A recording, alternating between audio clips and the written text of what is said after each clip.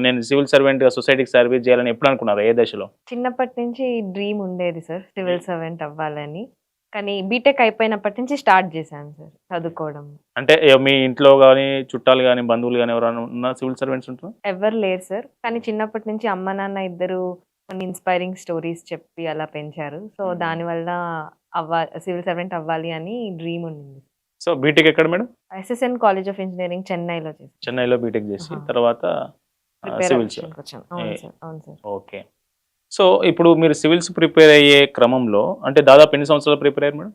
Almost 5 years 5 అయింది sir. Years సీరియస్‌గా prepare అయ్యారు అవును సివిల్స్‌కి. సార్. అవును. సో, ఈ సివిల్స్ ప్రిపేర్ అయ్యే క్రమంలో ఒక సాధారణ అభ్యర్థి ఎదుర్కొనే సమస్యలు, అడ్డంకులు అంటే ఏం చెప్తారు?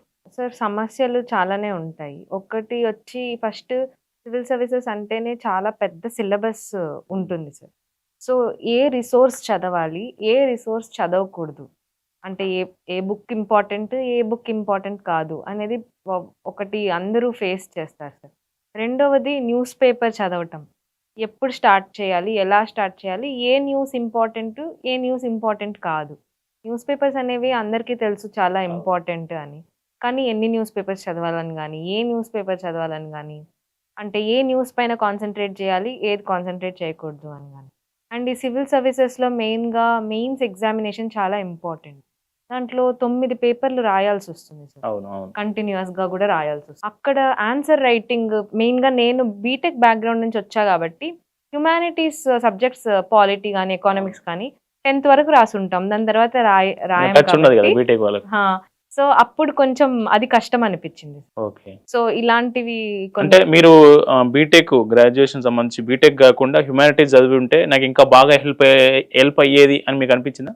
అనిపిచ్చింది సార్ నాకు. హ్మ్. బీటెక్ కాకుండా నిజంగానే హ్యుమానిటీసే చదువునుంటే హెల్ప్ అయ్యుండేది. బట్ నేను బీటెక్ ఎందుకు తీసుకున్నానంటే ఒక ప్లాన్ బి ఉంటది గాబట్టి. ఓకే. ఇప్పుడు ఇది అవ్వకపోతే నెక్స్ట్ ఏంటి అని చూసుకోవడానికి అందుకని చేశాను. సో, ఎక్కువ మంది సివిల్ సర్వీసెస్‌కు ప్రిపేర్ అయ్యే వాళ్ళు ఎక్కువ మంది ఇప్పుడు సరే ఇంటర్మీడియేట్ తర్వాత నుంచి ఒక అభ్యర్థి ఉన్నాడనుకుంటే civil servant ultimate goal reach కావాలంటే ఇంటర్ తర్వాత నుంచి ఎట్లాంటి ప్రిపరేషన్ అవసరం?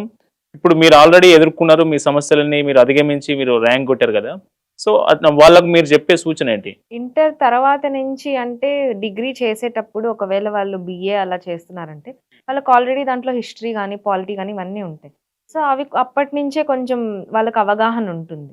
సో, అది ఉపయోగపడుతుంది సార్. అలా కాకుండా బీటెక్ సైడ్ ఉన్నారు అంటే వాళ్ళు ఫైనల్ ఇయర్‌లో ఉన్నప్పటి నుంచి అలా స్టార్ట్ చేసుకుంటే వాళ్ళకింకా యూజ్ అవుతుంది అని నేను అనుకుంటాను. ఎన్‌సీఈఆర్‌టీలు చదవడం గాని, న్యూస్ పేపర్ చదవడం గాని ఇలాంటి చిన్న చిన్నవి ఏవైతే ఉన్నాయో అవి స్టార్టింగ్ నుంచే చేసుకుంటూ వచ్చారు అంటే, ఒక వాళ్ళకొక రొటీన్ అనేది ఏర్పడుతుంది. సో, ఎప్పుడైతే ప్రిపరేషన్‌లోకొస్తారో, అది చదవడం కొంచెం ఈజీ అవుతుంది. అంటే మామూలుగా ఎన్ని గంటలు ఇప్పుడు సివిల్స్ ప్రిపేర్ అవ్వాలంటే 18 గంటలు రోజుకు, 16 గంటలు, 14 గంటలని స్టేట్మెంట్స్ వినిపిస్తా ఉంటాయి. పత్రికల్లో వస్తా ఉంటది. మీడియాలో చూస్తా ఉంటాం కదా! నిజంగా అన్ని గంటలు చదువుతారా? అన్ని గంటలు చదివింది ఎక్కుతదా మెదడుకి? అసలు నేనైతే అన్ని గంటలు చదవలేదు సార్ ఎప్పుడు.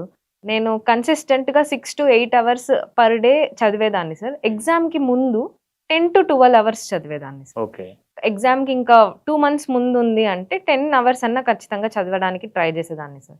ఎందుకంటే అంత సిలబస్ ఉంటుంది. అంత రివైజ్ చేయడానికి మనకంత టైం పడుతుంది. రోజుకు 2, 3 సబ్జెక్టులు చదవడం అలా చేయాల్సొస్తుంది. సో, అందుకని కానీ ఎప్పుడు 16 గంటలు గాని, 14 గంటలు గాని అయితే చదవలేదు.